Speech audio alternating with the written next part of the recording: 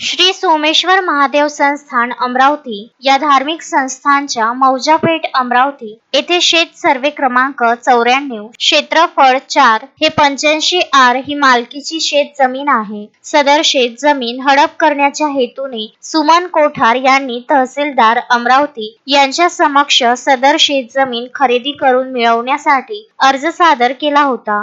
तहसीलदार अमरावती विजय सुखदेव लोखंडे यांनी कुळ कायद्याचे उल्लंघन करीत संस्थांचा प्राथमिक आक्षेप अर्ज निकाली न काढता कोणतेही साक्ष पुरावे न घेता संस्थांच्या मालकीची अंदाजे 50 कोटी रुपये मूल्य असलेली जमीन 960 रुपयामध्ये खरेदी करून देण्याचा बेकायदेशीर आदेश 26 सप्टेंबर 2024 रोजी दिला होता। असे संपूर्ण प्रकरणाची सखोल चौकशी न करता निर्णय देणाऱ्या अधिकाऱ्यांवर कारवाई व्हावी, अशा दोषी अधिकाऱ्यांना शिक्षा होण्यासाठी अँटी लँड ग्रॅबिंग ऍक्टची आवश्यकता आहे, असे मत मंदिर महासंघाचे राष्ट्रीय संघटक सुनील घनवट यांनी व्यक्त केले आहे।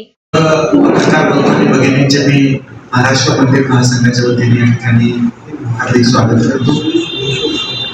पत्रकार परिषदेचा उद्देश या ठिकाणी आता सांगितला। आजचा एक मुख्य विषय जो आपण आपल्या सर्वांच्या समोर घेऊन आलो आणि विशेष करून पत्रकार बंधूंचा सुद्धा मी या ठिकाणी विशेष आभार व्यक्त करतो की मागची पत्रकार परिषद या ठिकाणी मंदिर महासंघाच्या वतीने अनुज जयस्वाल यांनी घेतलेली होती। त्यावेळेस त्याच्यामध्ये हा विषय उघड केला आपण, परंतु विषय आम्ही उघड केल्यानंतर त्या विषयाचं गांभीर्य लोकांपर्यंत पोहोचवण्याचं कार्य आपल्या न्यूज चॅनलच्या माध्यमातून, प्रिंट मीडियाच्या माध्यमातून आपण केलं आणि खऱ्या अर्थाने मंदिराच्या दृष्टिकोनातून आपलं एक योगदान लाभलं की मंदिरावरती होणारा अन्याय, जमिनी संदर्भातला विषय सगळ्यांपर्यंत पोहोचवण्यात आला।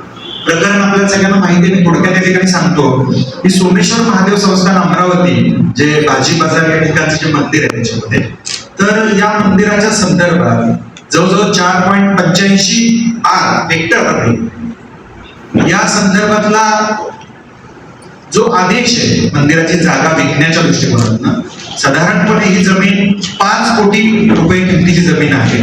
50 कोटी रुपये किमतीची जमीन आहे आणि 50 कोटी रुपये किमतीची ही जमीन कवडी पोल भावाने म्हणजे 960 रुपयाप्रमाणे विकण्याचा आदेश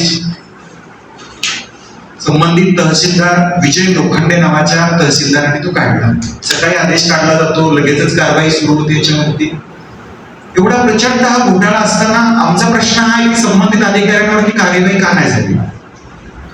दुसरा महत्वाचा मुद्दा, त्या अधिकाऱ्यांना नंतर दुसऱ्या प्रकरणात आपले पदाधिकारी भेटायला गेल्यानंतर त्या अधिकाऱ्यांची मुजोर मानसिकता आहे। अगदी तुमच्या टीव्ही चॅनलच्या माध्यमातून याच्या माध्यमातून उघडपणे सांगतो की असे निर्ढावलेले मुजोर अधिकारी जर त्या जागेवर बसलेले असतील तर मंदिरांच्या जमिनी त्या वाचणार नाहीत। त्या अधिकाऱ्याचं वक्तव्य असं होतं की तुम्ही एवढं सगळं केलं, मला कोणी काय केलं याच्यामध्ये, या मानसिकतेत जर वावरत असतील तर निश्चितपणे मंदिरांना न्याय नाही मिळणार, मंदिराच्या जागांना न्याय मिळणार नाही।